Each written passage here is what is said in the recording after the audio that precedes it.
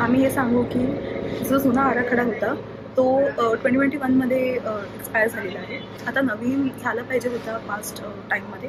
अजूनपर्यंत तो झाला नाही आहे. नोव्हेंबरपर्यंत त्याची येण्याची अशी माहिती आहे की तो येऊ शकेल आणि त्यात सर्वात जास्त इम्पॉर्टंट एन्व्हायरमेंटल कन्सर्न्स आहेत आणि एन्व्हायरमेंटल कन्सर्नसोबत वस्तीचे कन्सर्न्स आहेत.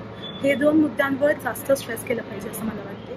कारण की आपल्याकडे वसईमध्ये खूप सारे वेटलँड्स आणि मॅंग्रोव्हचे झोन्स आहेत आणि हे सर्व वेटलँड्स आता पहिलेपासून जसं रिजनल प्लॅनमध्ये आपण जर बघितलं, कम्पॅरिझन केलं त्याचं पहिलेच्या प्लॅन्सपासून ते आताच्या प्लॅनपर्यंत, तर त्या सर्व वेटलँड्सवरती अर्बनायझेबल झोन असं झालेलं आहे. ते वेटलँड्सची एरिया जे नॉन अर्बनायझेबल झोन्स असले पाहिजे होते तिथे आता बांधकाम आपण बघतो आहे की वाढत चाललं आहे. तर कमिंग DPमध्ये हे जे वेटलँड्सचे एरियाज जे मार्क होते पहिल्याच्या प्लॅनमध्ये ते तसेच राहावेत आणि त्यावर अजून जास्त अर्बनायझेबल झोन नाही व्हावं याची सर्वात जास्त आमची मागणी असेल आणि यावरच आमचं काम पण असेल. आणि त्यासोबतच जो बस्तीचा मुद्दा आहे, म्हणजे आता आपण बघतो की नालासोपारा ईस्टमध्ये खूप सारे बस्ती आहेत आणि त्या बस्तीमधल्या लोकांची जी जागा आहे ती आपल्या डेव्हलपमेंट प्लॅनवरती कुठेही मार्क नाही केलेली.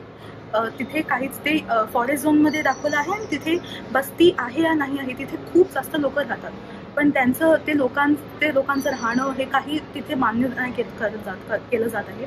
पण त्यांच्याकडून घरपट्टी घेतली जात आहे, म्हणजे VVCMC taking taxes from them, पण त्यांचं काही मार्किंग नाही आहे की आणि त्यांना काही सोय पण नाही प्रोव्हाइड केली जाते. कारण जर आपण कोणाकडूनही घरपट्टी घेत आहोत म्हणजे VVCMC is liable to give them services, तर त्यांच्याकडे पाणीची सुविधा नाही आहे, त्यांचे मूलभूत अधिकार, त्यांची मूलभूत सुविधा, त्यांच्याकडे पाणी नाही आहे, त्यांच्याकडे रस्ता नाही आहे, हॉस्पिटल नाही आहे, स्कूल्स नाही आहेत.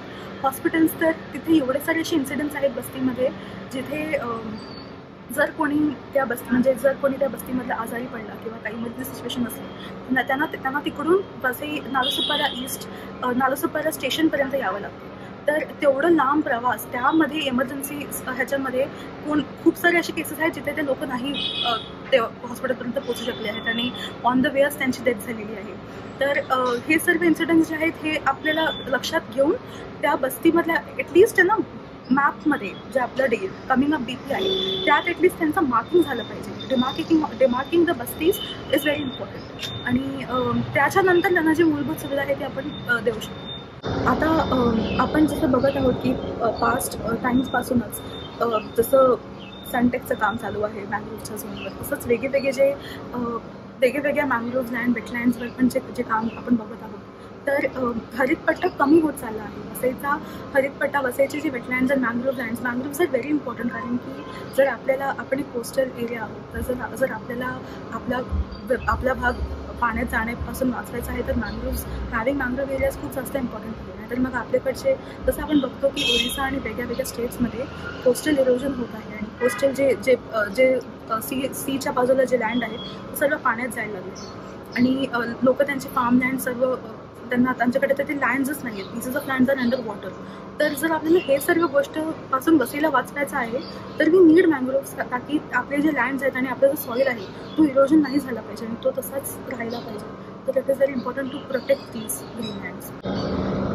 विकास आराखड्यामध्ये आपण वेगळे जे मुद्दे आहेत, हेल्थ, एज्युकेशन, ट्रान्सपोर्टेशन, हे सर्व जे, कारण आता आपण बघत आहोत की कसं पॉप्युलेशन जास्त वाढत आहे. तर आपलं हरितपण वाचवण्याचा हा तर एक मोठा मुद्दा आहेच, पण त्याच्यासोबतच हे जे इंटरलिंक टॉपिक्स आहेत ऑफ हेल्थ, एज्युकेशन, ट्रान्सपोर्टेशन आणि जे काही लोकांच्या मूलभूत गरजा आहेत हे सर्व कसे, कारण आता आपण बघत आहोत की गव्हर्नमेंट स्कूल्स, गव्हर्नमेंट हॉस्पिटल्स वसईमध्ये कोणतंही चांगलं नाही आहे. तर how do we provide for these basic services. कारण जर हे नसलं, जर ह्याच्यासाठी लँड अलोकेटेड नसलं आणि जर हेच नाही आले तर where will the middle class and the poor class of this place go. कारण नोबडी कॅन अफोर्ड टू, जर कोणाला चांगलं हॉस्पिटल किंवा चांगलं हेल्थकेअर पाहिजे असेल तर everyone from Vasai has to go to a good hospital in Bombay. आपल्याकडे इथे काहीच नाही आहे. तर या सर्व गोष्टीला पण आपण DP सोबत हे सर्व लिंकेजेस देखील लक्षात घेतले पाहिजे.